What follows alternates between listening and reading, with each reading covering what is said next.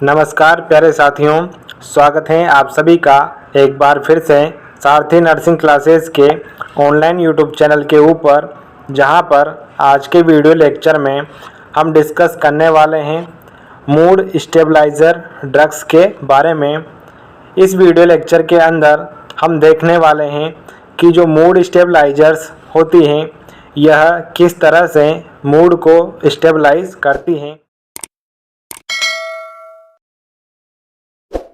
और सबसे पहले देखते हैं कि मूड स्टेबलाइजर्स क्या होती हैं। इसमें सबसे पहले हैं mood stabilisers means drug that stabilise and maintain the mood. जो मूड होता है पेशेंट का, मूड बेसिकली सस्टेंस इमोशन होते हैं जो कि लॉन्ग टर्म होते हैं, और जो मूड स्टेबलाइजर्स ड्रग्स होती हैं यह मूड को स्टेबलाइज करती हैं, मेंटेन करती हैं। इसके बाद हैं mood stabiliser are used for treatment of bipolar disorder, mood affective disorder. Basically जो मूड स्टेबलाइजर्स मेडिकेशन होती हैं इनका यूज़ बाइपोलर डिसऑर्डर्स यानी कि मेनिया और डिप्रेशन के पेशेंट को ट्रीट करने के लिए किया जाता है। जो मूड अफेक्टिव डिसऑर्डर्स होते हैं यह मूड में एबनॉर्मल कंडीशन के कारण होते हैं।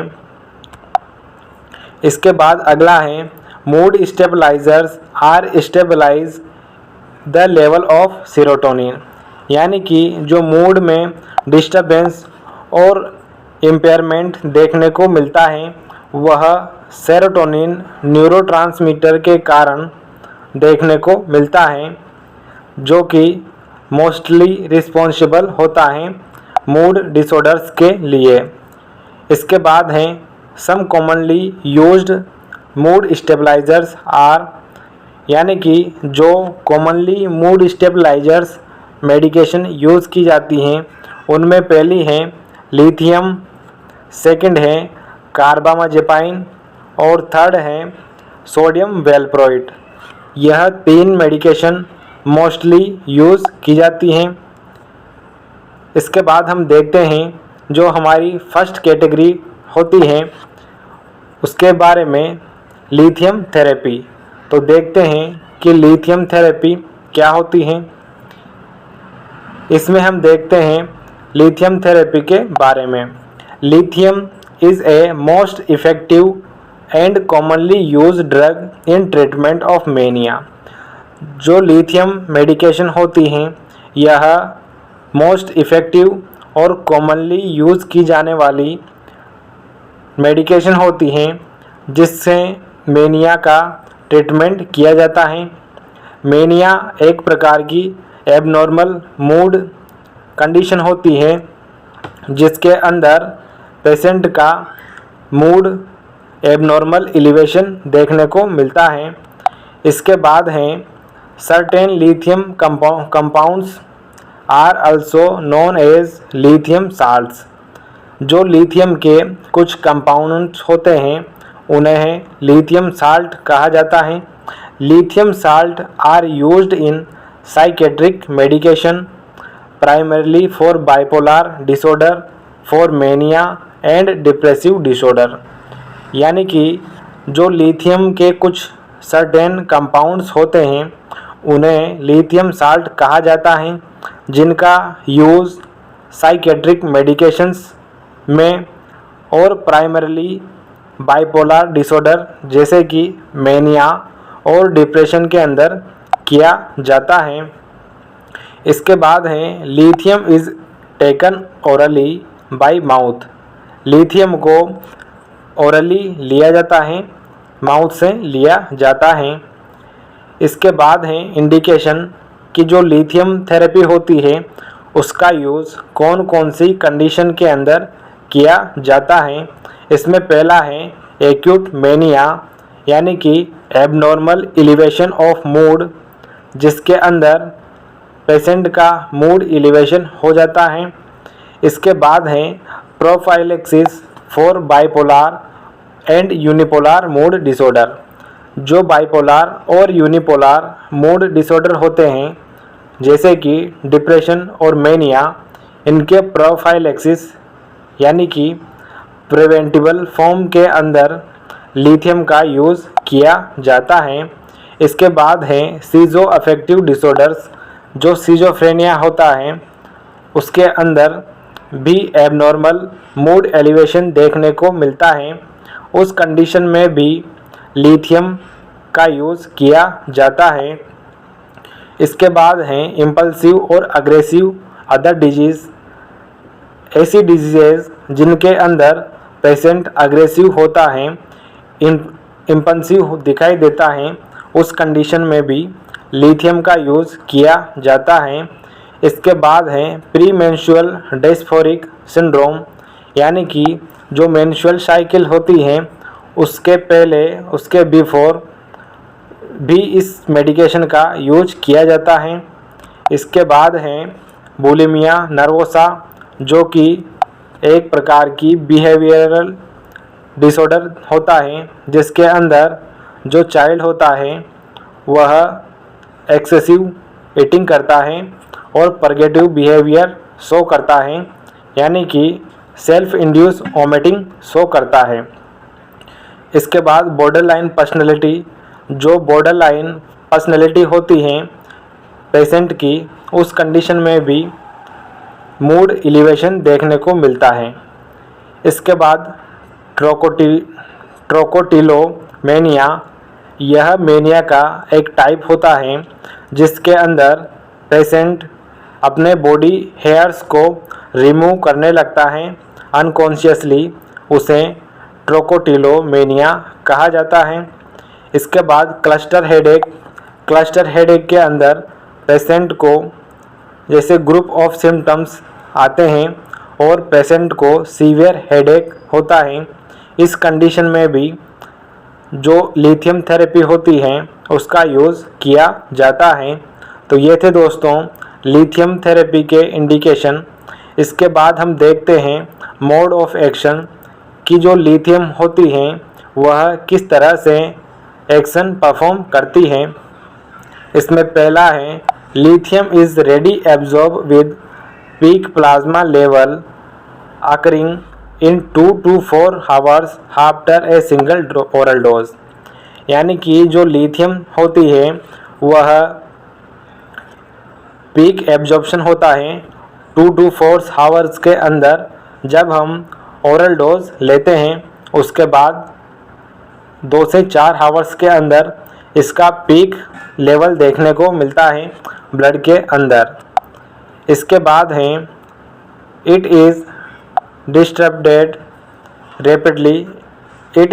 distributed rapidly in liver and kidney and more slowly in muscle, brain and bones, यानी कि जो लिथियम होती है यह रैपिडली एब्जॉर्ब होकर लीवर और किडनी के अंदर डिस्ट्रीब्यूट हो जाती है और स्लो एब्जॉर्प्शन होकर मसल, ब्रेन और बोन के अंदर देखने को मिलती हैं लिथियम।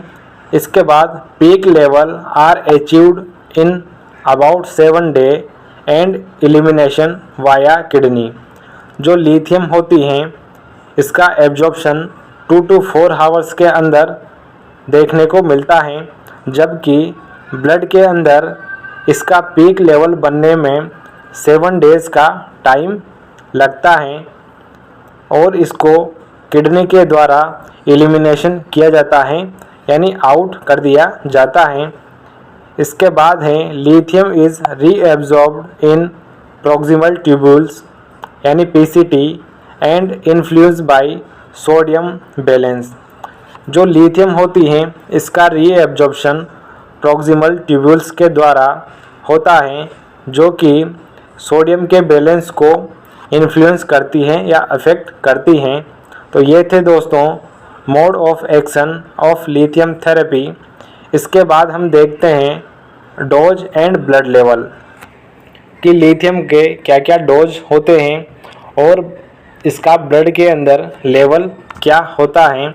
इसमें पहला है लिथियम कार्बोनेट, जो कि लिथियम की एक फॉर्म होती है जो कि 300 mg टेबलेट्स के रूप में आती हैं।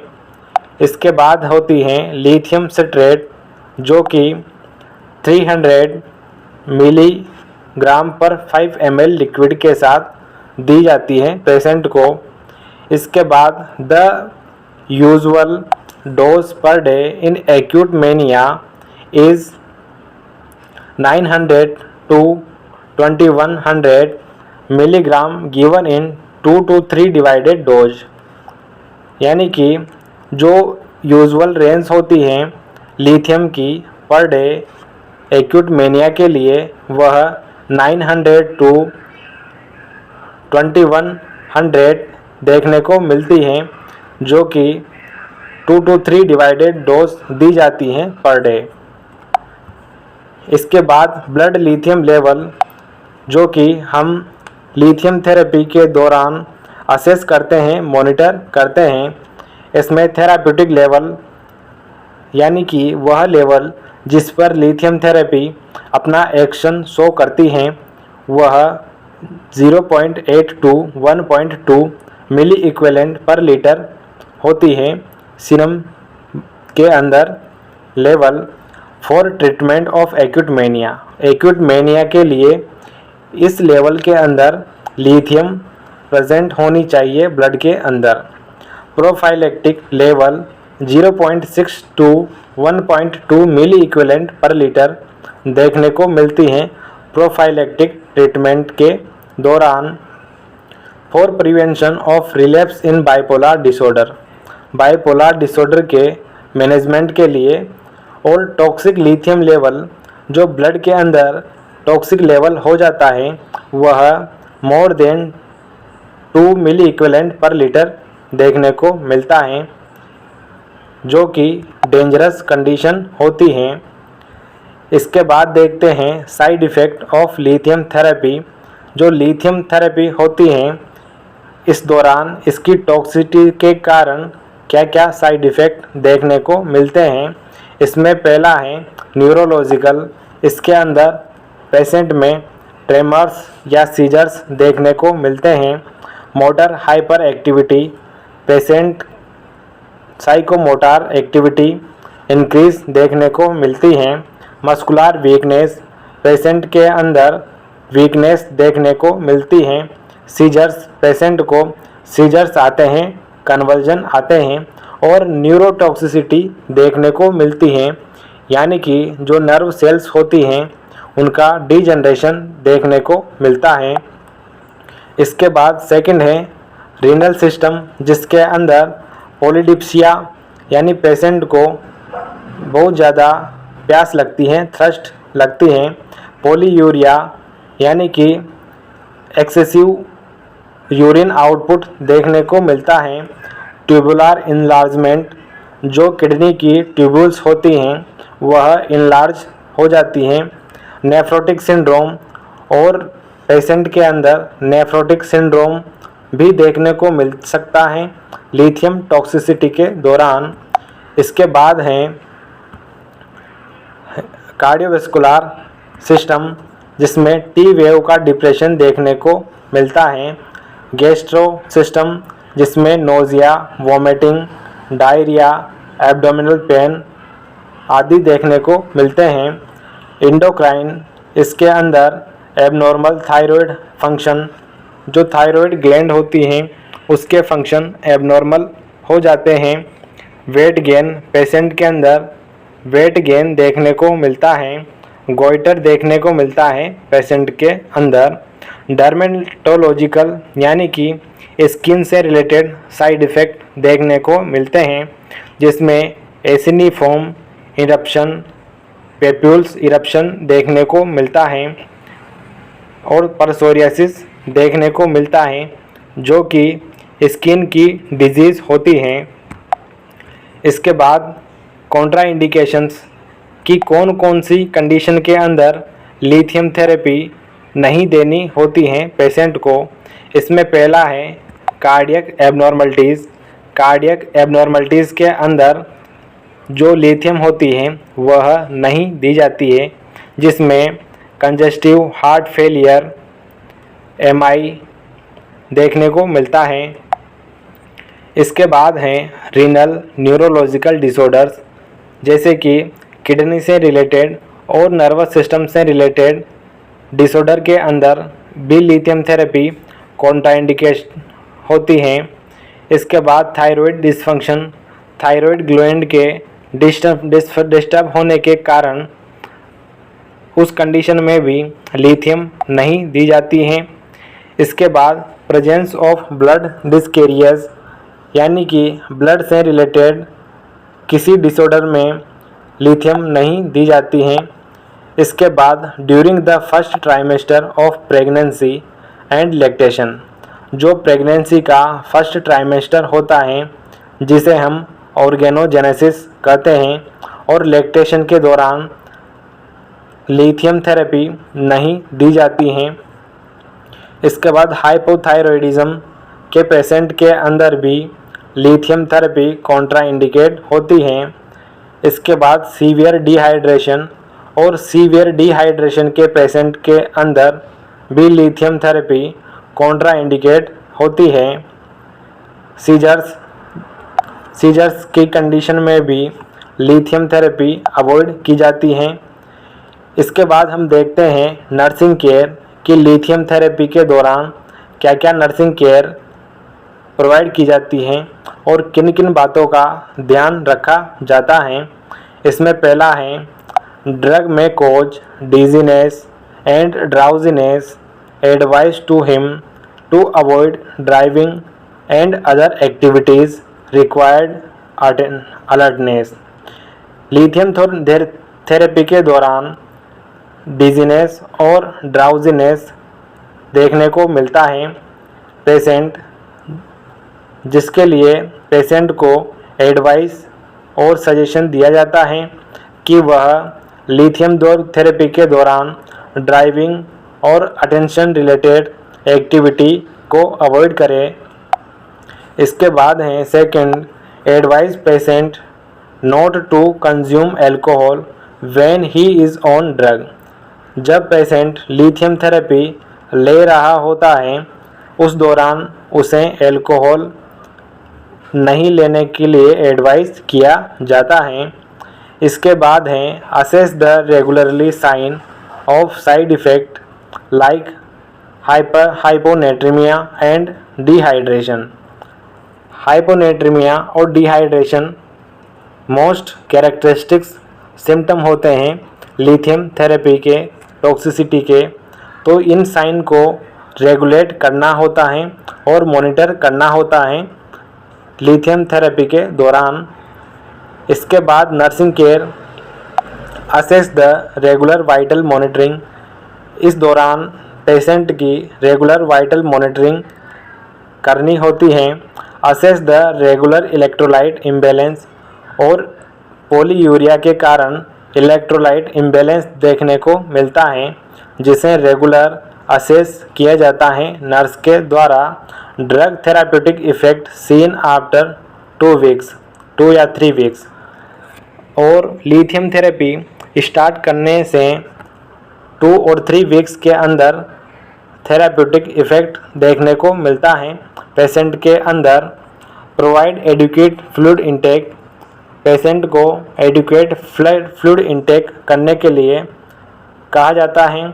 Provide patient symptomatic treatment, patient को सिम्टोमेटिक ट्रीटमेंट प्रोवाइड किया जाता है, जैसे कि हेडेक के लिए एनाल्जेसिक्स, फीवर के लिए एंटीपायरेटिक दी जाती हैं।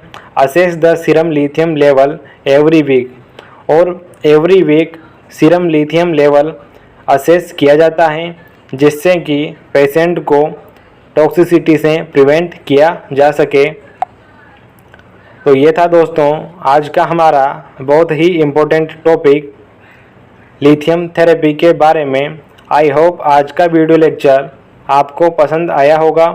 इसी प्रकार के और अदर वीडियो लेक्चर्स के लिए बने रहिए हमारे साथ। Thank you so much. Subscribe कीजिए हमारे चैनल को और बेल आइकन को दबाइए हमारी लेटेस्ट वीडियो सबसे पहले देखने के लिए।